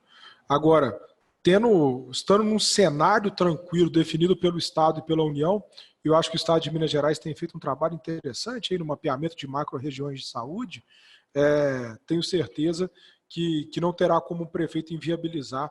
E acredito eu que daqui a um mês, setembro, dia 26 de setembro, quase 2 meses, nós teremos um momento ainda mais tranquilo da pandemia, espero, os 15 dias de março que não passam nunca, né? Espero que a gente esteja num momento mais tranquilo para que seja viável, na maior medida possível, a realização dessa divulgação e dessas carreatas por todos, tá? Eu vi uma outra pergunta aqui também, Miguel, sobre propaganda negativa. E eu queria, na verdade, aproveitar, antes de passar para a outra parte, justamente tratar um pouco disso. Porque eu falei, olha, as fake news, elas são inviáveis quando você inventa alguma mentira da pessoa, tentando denegrir a imagem dela, isso aí pode ser considerado fake news, até mesmo crime eleitoral em determinados casos, se configurado aí alguma conduta penal. No entanto, a propaganda negativa ela é possível, tá? Falar que ela não é possível é mentira. É democrático, faz parte da democracia você criticar alguns pontos que são colocados. Por exemplo, vamos supor que o município X, vou citar um nome, tenha escolhido durante esse ano ter um gasto maior, durante o ano passado ter um gasto maior para a construção de uma escola. Pode muito bem o candidato à oposição virar e falar o seguinte, gastou com a escola, mas deveria ter gastado com saúde, que era mais importante, mais prioritário naquele momento. Ou seja, discussões, e aí sim, isso é efetivamente uma propaganda negativa legítima, são relacionadas com o debate político e com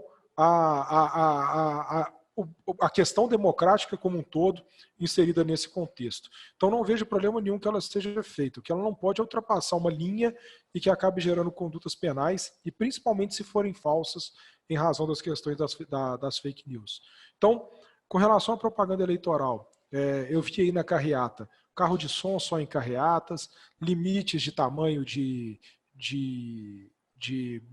bandeiras e de adesivos, citru nos veículos de acordo com aqueles limites que já estavam previstos em 2016, som mecânico desde que seja respeitada a distância de órgãos públicos, então, inviabilidade de realizar uma campanha além das redes sociais, e aí vai caber muito à equipe de marketing a escolha do melhor caminho possível para viabilizar essa campanha sem nenhum tipo de problema.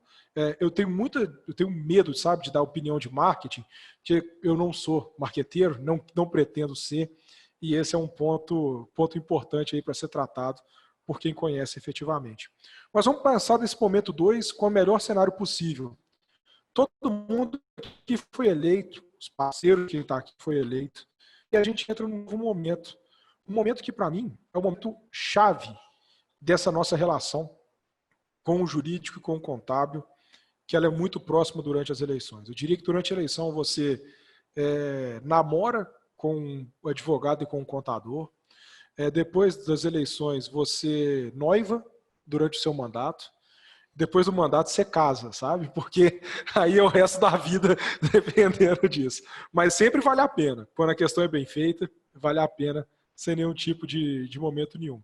Então, algumas questões. Fui eleito, e aí?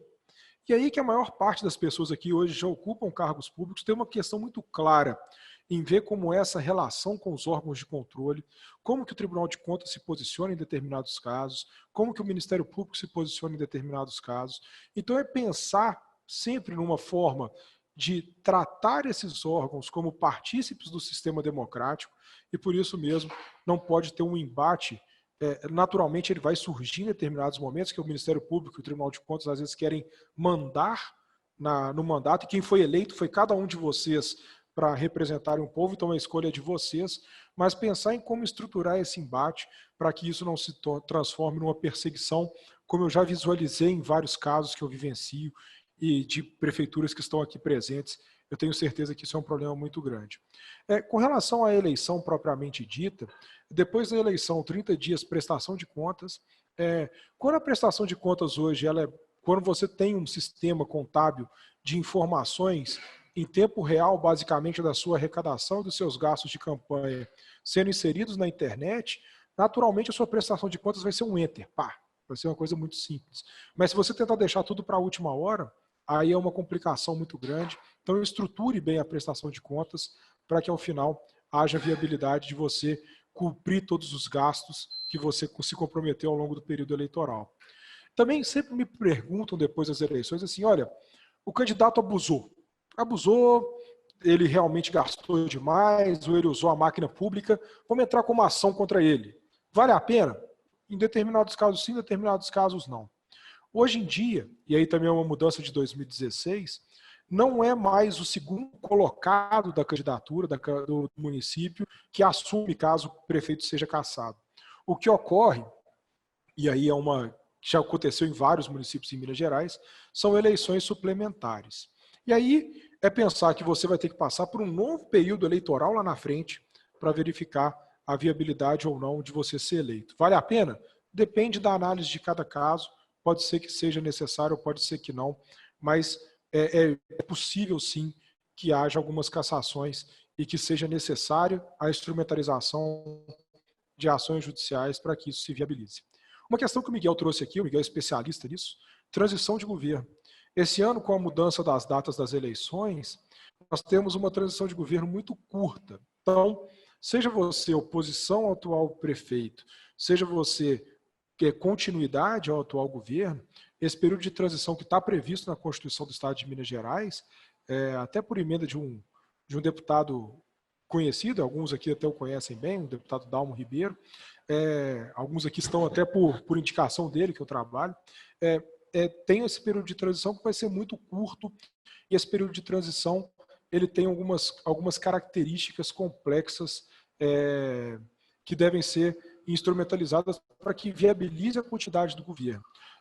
Uma pequena auditoria é sempre muito bom ser feita, a busca para se identificar como viabilizar a entrada no governo, sem você se comprometer com os problemas daquele que te antecedeu, seja seu parceiro ou seja seu adversário. Então, nesse ponto, eu indico auditorias necessárias para identificar esses instrumentos e caminhos adequados para que você tenha um acompanhamento jurídico e contábil daquilo que você vai enfrentar daí para frente. É fácil? Não é fácil, mas eu tenho convicção de que fazendo um mandato pautado sobretudo na ética e na lisura, a tomada de decisões para o bem do poder público, do poder público das pessoas, não há dúvida nenhuma de que o mandato ele não só é viável, como ele vai conseguir se concretizar em boas ações e bons retornos de cada um que estejam presentes. Essa aqui é a minha explanação inicial. É lógico que cada um dos temas podem merecer um aprofundamento, mas agora vamos abrir para essas perguntas aí, além do chat, Miguel, para a gente conseguir ver o que é necessário responder para maior esclarecimento.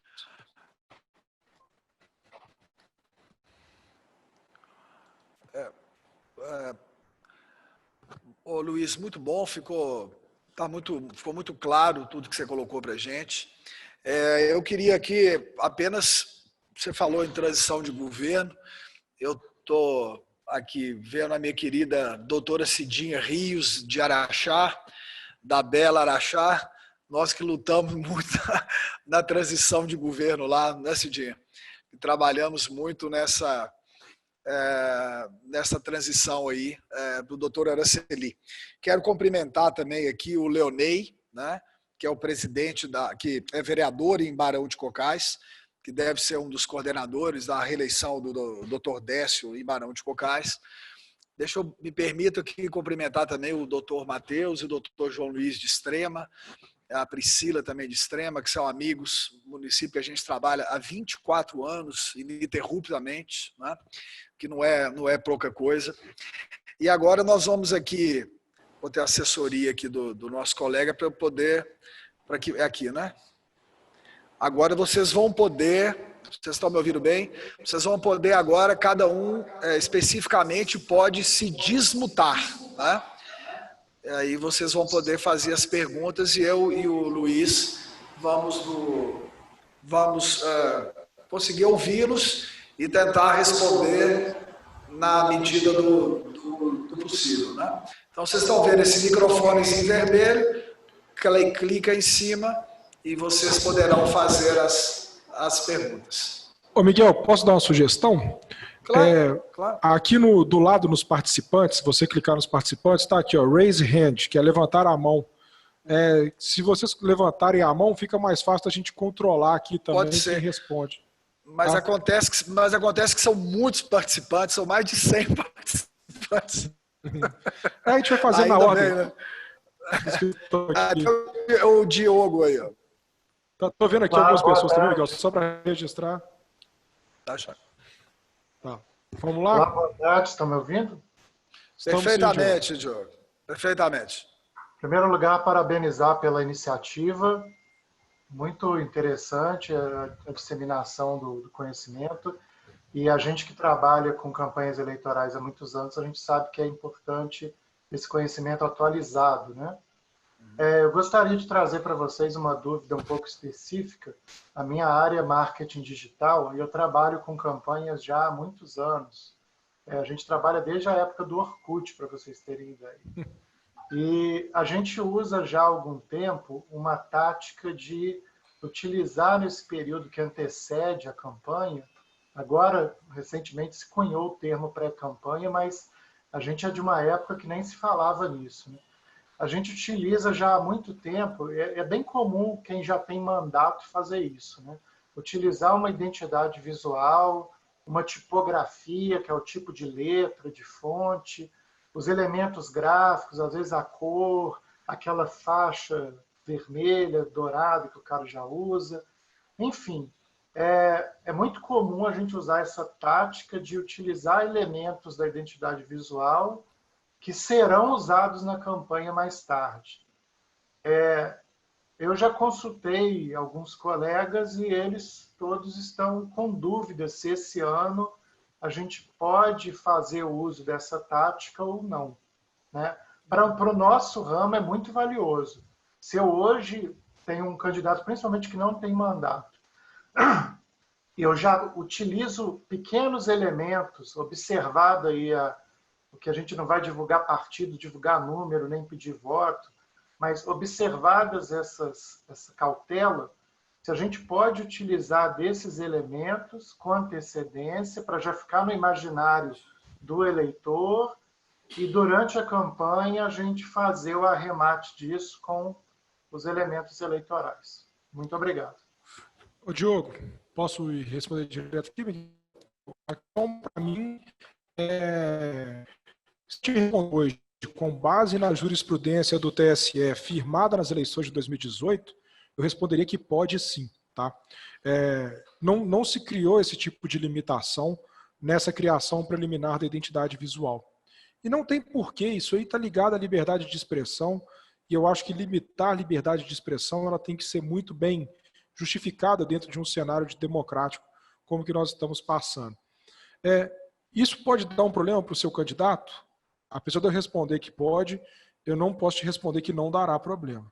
E eu te falo que nós temos uma diversidade muito grande de juízes eleitorais inseridos em cada um cada uma das comarcas, e isso aí pode ser uma questão que o juiz entenda que é um problema. Eu acabei de receber hoje uma informação de uma multa eleitoral que, do meu ponto de vista, é totalmente abusiva e sem nenhum tipo de fundamento, porque houve uma divulgação por parte de uma prefeitura, de uma revista que tinha no editorial a assinatura do prefeito. Então, a princípio eu respondo que sim, que pode ser utilizado sim, mas eu não posso te garantir que isso aí não seja questionado, porque os questionamentos podem vir, os entendimentos são diversos. Ok? Gente, como são mais de 100 participantes, seria bacana a gente fazer as perguntas de forma sintética, né? Para que os colegas possam entender e tentar trazer isso para a sua própria realidade. Eu estou vendo aqui que a Ana Maria, Luiz, se você puder respondê-la. Tá aqui tá no chat? Não, ela levantou a mão aqui, eu imagino que ela deve estar com alguma pergunta. Pode perguntar a Maria. Pode perguntar, Ana Maria.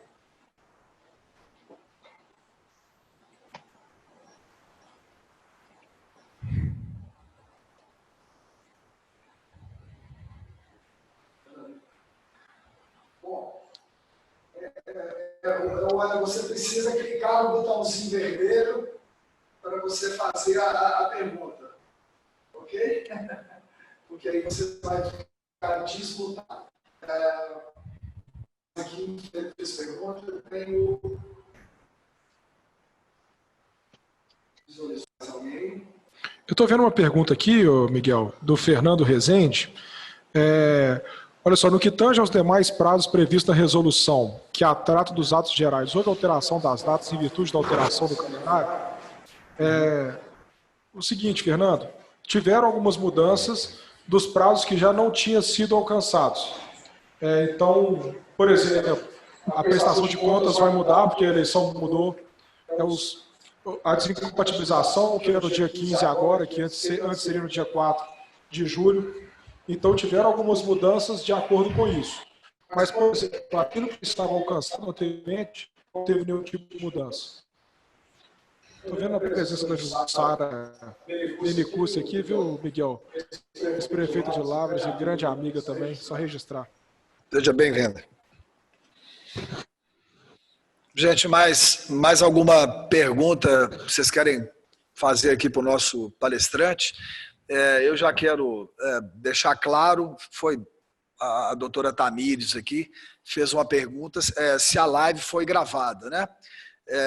Para bem atendê-los, nós contratamos o Zoom Pro, né, que é um pacote mais completo do Zoom. Então, ficou gravado sim, tanto no cloud, né, nas nuvens, quanto no HD do computador. Depois a gente pode disponibilizar aí para os nossos clientes da Libertas, do Spencer, ele mesmo quem não é cliente e está nos brindando aí com a sua presença. Tá bom? Quero fazer uma pergunta. Senhor Dagoberto, desculpa, faz favor. Não, nós não encerramos, não. Pode perguntar à vontade. Tudo bem? Boa tarde. Tudo bem, boa tarde. Boa tarde. A minha maior dúvida são sobre as convenções, na realidade. Porque eu acho que é uma dúvida que todos têm aí e que realmente vai ser uma coisa muito difícil esse negócio de convenção virtual e a convenção tradicional. Porque, como o doutor disse, a convenção virtual, ela tem que ser, a prova dela é a gravação. Vai que dá um problema na gravação no momento, na hora da convenção, e isso não tem como voltar atrás. Já está marcado no edital o horário da convenção, vai dar um problema danado, eu acho. Então, no meu caso, eu tenho uma coligação majoritária no meu município de 13 partidos. E uma coligação proporcional de 5 partidos. A coligação proporcional não existe, né? É só chapa proporcional de 5. Exatamente. Então, quer dizer, eu vou ter que fazer 13 convenções. Ou eu posso fazer essas 13 convenções conjuntas. Eu queria fazer do modo tradicional. Só que existe o problema da aglomeração, né? Dagoberto, muito obrigado pela presença também, viu? Não há nada que inviabilize. De onde você é mesmo? Ele é Conceição da Aparecida, mas eu sou ligado muito ao gabinete do Dalma. Eu veio lá do Dalma. Dagoberto, o seguinte, eu conheço aqui, eu tenho ele no telefone aqui, ele sempre, de vez em quando, faz algumas perguntas também, só que também decorar todos os municípios, às vezes, na nossa cabeça fica um pouco difícil. Não, tranquilo. Juridicamente falando, não há nada que inviabilize fazer as convenções conjuntamente. O problema que eu vejo nesse caso vai ser conseguir viabilizar essa convenção conjunta com as medidas de distanciamento social. Mas se você conseguir uma quadra que mantenha cadeiras a 1 metro de distância uma da outra e consiga, de alguma forma, promover esse distanciamento, eu acho que é possível. Por exemplo, no poliesportivo, se manter um distanciamento de uma da outra, eu posso promover essas convenções, porque, na realidade, de 13 partidos, a gente só tem 5 chapas.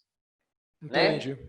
Os outros partidos vão ser só para encher a coligação majoritária. Se eu conseguir, por exemplo, poliesportivo, eu posso fazer ela em conjunto?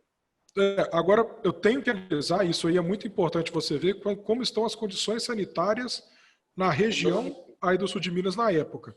Se por acaso estiver num índice muito grande, evoluído de contaminação, de contágio, isso pode efetivamente gerar um problema, tá? Então, o que eu faria? Eu deixaria programado lá no último dia, talvez, a eleição conjunta, a convenção conjunta, mas não descartaria a possibilidade de fazê-la digitalmente com uma condição importante, sabe, Dagoberto, que eu acho que é relevante. Colocaria um delegado para correr atrás da assinatura da ata de todo mundo. Então você pode, as formas de comprovação... Eu pensei numa, não sei se eu estou certo, eu pensei em convocar, eu acho que dá tempo, porque a ata, na realidade, ela já vai ficar pré-pronta, certo? Ela vai ficar pré-pronta, já com os números dos candidatos pré-escolhidos, tudo certinho. Tá. Então, eu pensei em marcar uma convenção de hora em hora. É apertado, pode ser também. Mas o pessoal vai assinar. Por exemplo, pode ser também. Uma convenção, vamos supor, do PSDB, das 8 às 9, do PT, das 9 às 8, da hora seguida, de hora em hora, vai ter uma convenção. Fechou. Depois, então, por exemplo, só os convencionados daquele partido, por exemplo, do PSDB, que vai indicar o nosso candidato Tonhão aqui para majoritária, iriam assinar a ata, dá tempo em 1 hora normal. Tá. Acho que está ótimo. Depois, inclusive, a gente pode fazer. Eu faço uma análise com você individualmente para a gente ver se tem alguma questão, que tem algum problema no estatuto do partido, beleza? Mas é uma ideia que deve ser... Pode ser viável. Você acha que é uma ideia boa? É viável, sim, sem problema nenhum. E como eu te disse, eu tenho muito medo dessas convenções gravadas. Então, eu queria fazer a tradicional mesmo no livro de atos, ter 13 livros de atos, tudo certinho. Beleza, fechou. Pergunta aqui do Pedro, Obrigado. Antes até de abrir para outra pessoa, com relação às doações e gastos de campanha. Quanto cada candidato pode gastar? Essa é uma pergunta, Pedro, que leva em consideração o valor do município na última eleição de 2016 e, além disso, vai corrigido pelo IPCA. Então, para eu saber o limite de gastos, eu tenho que ver de 2016 do município e atualizar pelo IPCA. Mas, para facilitar a nossa vida, daqui a alguns dias o TSE vai soltar essa informação. Então, vai estar definido pelo próprio TSE e não vamos ter dúvida nenhuma. Ô Luiz, tem uma pergunta aqui da minha querida Maria Helena, que é a controladora interna do município de Matheus Leme, é uma pessoa muito querida nossa. Ela pergunta: as vedações das condutas no ano eleitoral, em especial em 2020, no respeito à distribuição gratuita de bens e serviços, pode interferir no socorro à população socialmente vulnerável em época de pandemia? O que você tem para nos dizer aí? Ótima pergunta. Isso, inclusive, foi muito discutido nas audiências públicas promovidas pelo Congresso Nacional, que precederam a emenda constitucional número 107. Tá? E o seguinte, não quer dizer que os programas sociais tenham que ser paralisados. Caso seja necessário para atender questões de urgência, de necessidade urgente, é possível continuar sim com os programas sociais, inclusive relacionados com a pandemia. Agora, novamente, equilíbrio é a palavra, Maria Helena, porque um abuso da utilização desses instrumentos pode gerar, por via de consequência, um abuso de poder político e a cassação. Então, é o seguinte, eu já estou promovendo uma política pública agora, desde março, voltada para atender a população. Posso continuar. Mas se eu ampliar de forma muito significativa a distribuição de cesta básica ou qualquer outro tipo de medida, isso aí pode gerar um problema e até mesmo ser configurado abuso de poder político. Então, razoabilidade, novamente é a palavra, não precisa parar com a administração. Uma outra questão aqui, Maria Helena, que eu posso complementar, em relação à publicidade, né, do município. Você sabe que tem essas vedações todas, inclusive elas foram alteradas agora, não do semestre, mas os 2 quadrimestres, né? Mas o fato é que a lei abriu uma ressalva, né? A administração municipal aí de Matheus Leme pode perfeitamente, né, durante a pandemia, mesmo estando no período eleitoral, fazer uma divulgação relacionada à mitigação do Covid-19. Né? Então, nós temos aí essa janela que nos foi dada pelo legislador e que o prefeito municipal, numa pandemia, ele pode sim, né, caracterizado a calamidade pública, fazer as divulgações. Por exemplo, o município de Uberlândia está fazendo higienização em algum bairro. Né? Vai lá e vai divulgar isso, mesmo que seja no período eleitoral. O que não pode ter nunca é culto à personalidade. Né? Isso é algo que a nossa Constituição, né, doutor Luiz, já veda desde 1988. Com certeza. Uma pergunta interessante aqui, ó, do Maxwell. Se por acaso a pessoa estiver em licença médica durante o período de incompatibilização, pode protocolar o pedido? Pode sim, deve ser feito, uma coisa não inviabiliza a outra. Com relação à pergunta feita aqui no final pelo Giovanni, pela Adriana, desculpa, Giovanni, gastos com Covid serão obrigatoriamente incluídos nos limites da publicidade? O seguinte, Giovanni, aí que é muito interessante o que foi previsto na emenda 107. Com relação aos gastos de publicidade feitos até o dia 15 agora, é possível ter uma média de gastos bem configurada em relação aos 2 primeiros quadrimestres dos últimos 3 anos. Então, tem esse limite. Com o Covid, a lei possibilitou que haja viabilidade da continuidade das medidas de publicidade. Não necessariamente serão contabilizadas, porque são feitas com objetivo comum, não vinculados E a lei separou essas formas de publicidade. Então, pode ser feito sim, sem que isso tenha algum tipo de problema. Ok? Aí tem que ver qual que é a certa. Ô, gente, vamos tomar um pouco de cuidado aqui. Quem desmutou o microfone, se fala alguma coisa, interfere na nossa live aqui, tá bom? Então, por favor, quem faz a pergunta e depois aperta o botãozinho para mutar novamente. Senão, a gente está vendo algumas conversas de quem desbloqueou o microfone. Por favor, quem fizer a pergunta, depois faz o mute novamente, tá bom? Mas tá bom, a live tá bacana, que tem muita gente participando, muita gente perguntando. Tem mais alguma pergunta aí, gente, que vocês querem fazer verbalizando, não só no chat? Aqui, ó, aqui embaixo, esse canal com a pronúncia correta é Canali. Canali. Isso. Canali. Seja muito bem-vindo à nossa live, viu? Prazer muito grande. Prazer é todo nosso. Prazer muito grande. Eu sou comunicador de rádio. É sabido que após a convenção não se pode continuar exercendo a função o profissional de rádio e TV. Mas eu tenho uma dúvida e gostaria de tirar com vocês, já que... Estão me ouvindo bem? O seu áudio está cortando um pouco, Canali. Talvez o sinal da sua internet aí. Melhorou um pouco agora? Oi. Voltou. A minha dúvida é a seguinte: eu sei que os profissionais de rádio e TV não podem continuar exercendo a sua função após a convenção, não é isso? Antes, na verdade. Antes, né? A dúvida que eu gostaria de tirar é a seguinte: eu posso ter um programa parecido com um programa de rádio na rede social. Por exemplo, eu posso ter um programa no Facebook. Eu posso continuar tendo um programa sem falar sobre política.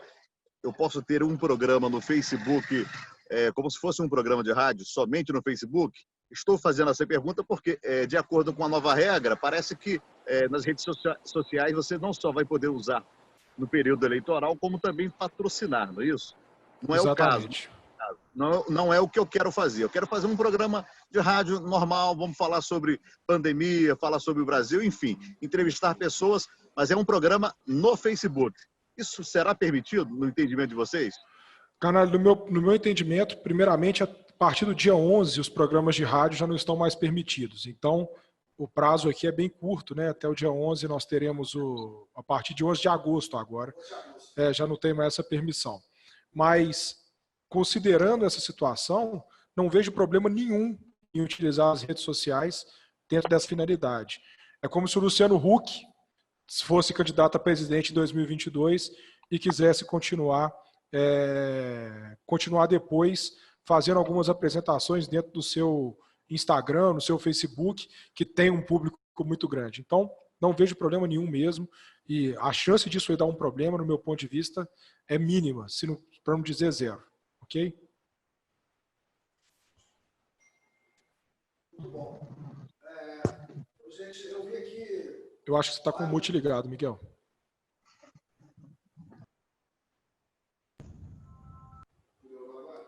Acho que é do microfone. Quero agradecer aí a orientação, hein? Muito obrigado. Vamos lá. Gente, eu quero agradecer agora aqui. Eu estou vendo a presença de participantes de Sacramento, de Muriaé, Juiz de Fora, País, Pimenta, Caeté, Mateus Leme, Itapeva, Extrema. É um orgulho muito grande. Araxá. Muito obrigado a presença de todos vocês aí, muito importante para a gente, né? Eu quero até aproveitar o gancho e dizer que eu já entrei em contato com a professora Lucy Freitas e nós vamos fazer uma live sobre encerramento do exercício financeiro, tá? Nós vamos fazer, a Lucy foi contadora da Prefeitura de Belo Horizonte, é uma demanda porque a gente tem que encerrar bem o mandato, dentro da legalidade, da escorreita legalidade, para que as contas sejam aprovadas, não só de campanha, mas as do município também, né?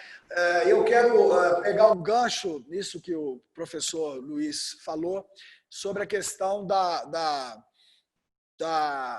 transição de governo, né, que vai ser muito mais curta em função da pandemia, com a mudança da eleição para 15 de novembro. Né?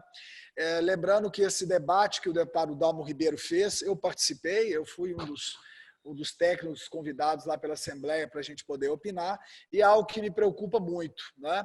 Vocês precisam lembrar que a Constituição do Estado de Minas Gerais, ela fala que no primeiro e no último ano de mandato, você tem que encaminhar depois dos períodos, depois do primeiro e do último ano de mandato, o inventário analítico dos bens patrimoniais, que são todos os bens patrimoniais do município, para o Tribunal de Contas do Estado de Minas Gerais.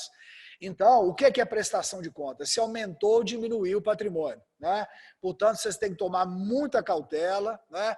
O grupo que vai sair, principalmente, para que esse inventário analítico dos bens patrimoniais esteja bem completo, bem analítico, bem detalhado, com valor de mercado, para vocês não ter dores de cabeças posteriormente, ok? A gente tem que cuidar, né? O patrimônio público que no Brasil, infelizmente, foi tão judiado e tão vilipendiado por maus gestores públicos, né?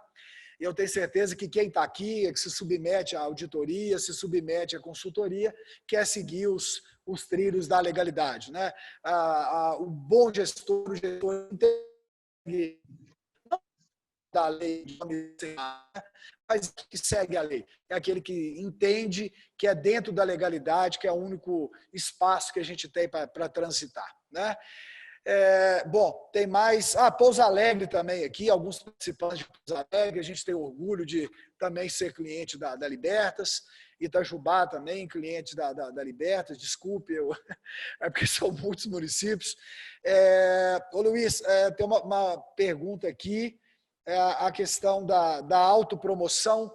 Eu não sei se você quer abordar novamente, nós já abordamos a pergunta da Adriana Mariana. Eu consegui captar algumas perguntas aqui durante esse período, Miguel. Vou tentar fazer uma síntese de todas, que eu acho que vale a pena tratar de alguns aspectos.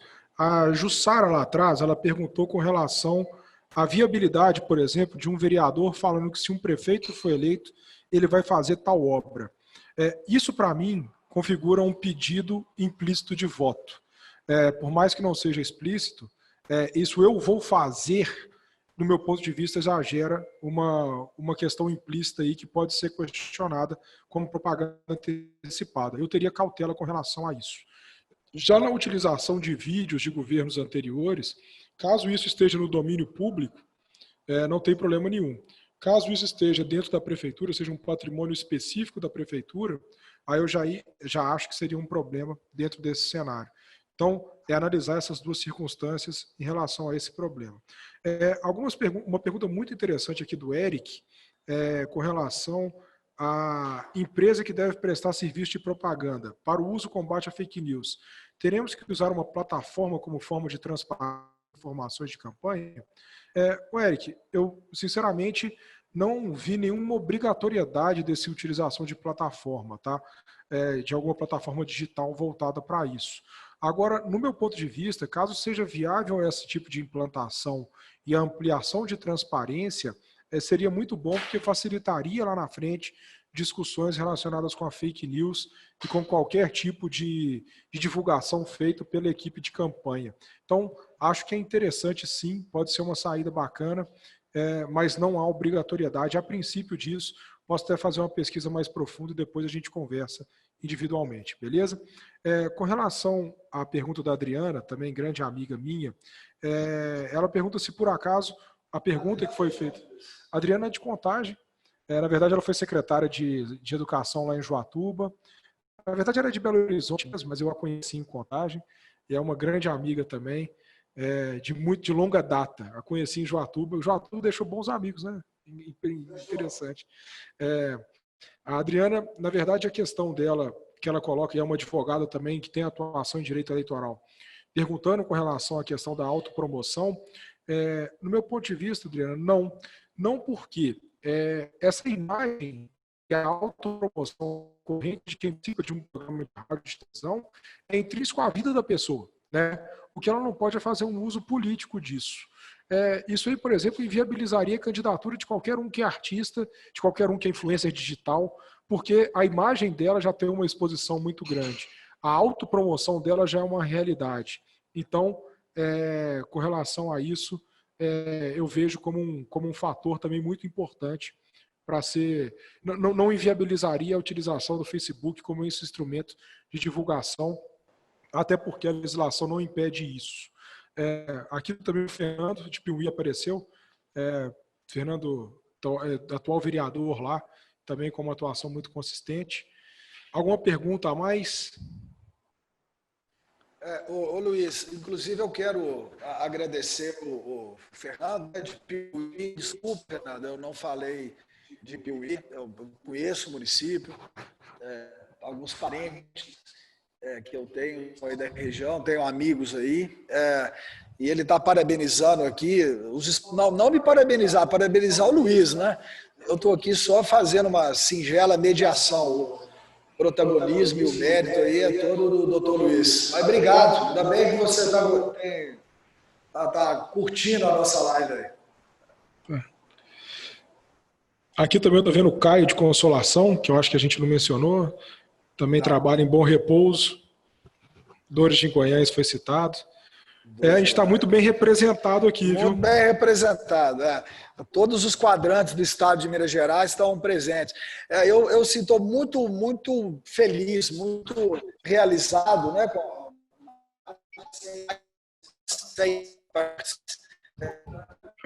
Importante, né? Tem tantas lives ao mesmo tempo, mas que vocês fiquem bem atendidos, né? Tanto pelo escritório do Luiz como pela Libertas Auditores, mas nós estaremos à disposição. Não sei se tem mais alguém que gostaria de perguntar. Tem mais alguma dúvida, gente, sobre a nossa matéria? Vamos ver aqui uma pergunta do Caio. Atualmente, muitos prefeitos pré-candidatos à reeleição vêm utilizando as mídias da prefeitura para fazer pronunciamentos sobre situação de Covid. E pode caracterizar a promoção pessoal? Caio, o seguinte, o que eu vejo no problema aqui é utilizar as mídias da prefeitura, o que é viável, né? Até mesmo depois do período do dia 15 de novembro. E no meu, desculpa, 15 de agosto. E novamente é o abuso, sabe, Caio? E eu tenho visto muito abuso nesse ponto também. Então, para quem for adversário e ver que o atual prefeito está fazendo isso, vão salvando essas imagens, salvando essa utilização, esses documentos, porque isso aí lá na frente pode virar uma ação judicial e viabilizar assim uma discussão. Lembrando que a promoção pessoal não é inviável. O que é inviável é o pedido de votos e a utilização da máquina pública para essa promoção pessoal. Muito bom. Gente, mais alguma colocação que vocês querem fazer? Deixa eu ver se eu identifico. Estou vendo aqui meu amigo João Luiz de Extrema, ele ainda não fez nenhuma pergunta. Doutor Eduardo de Muriaé, se tem alguma coisa que a gente pode ajudá-los. A nossa diretora jurídica aqui, a doutora Wilza, também está presente com a gente. Doutora Raíza, doutor Fernando.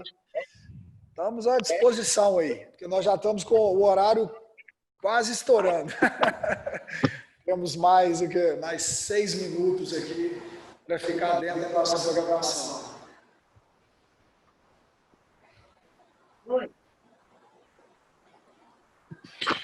Oi.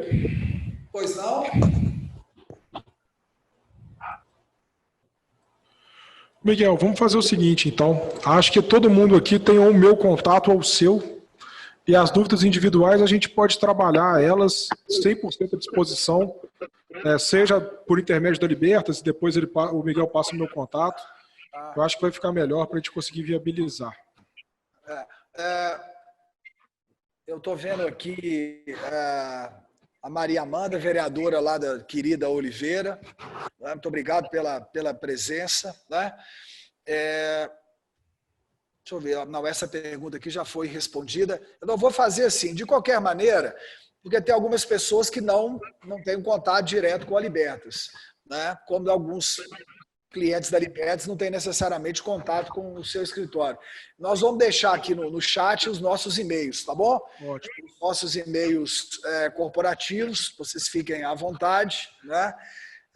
Espero que vocês tenham gostado desse nosso esforço. Quero agradecer muito aqui o Gabriel, a Daniela do Gravação, o Márcio Caldeira, meu compadre, padrinho da minha filha mais velha, que nos dá assessoria de TI há muitos anos.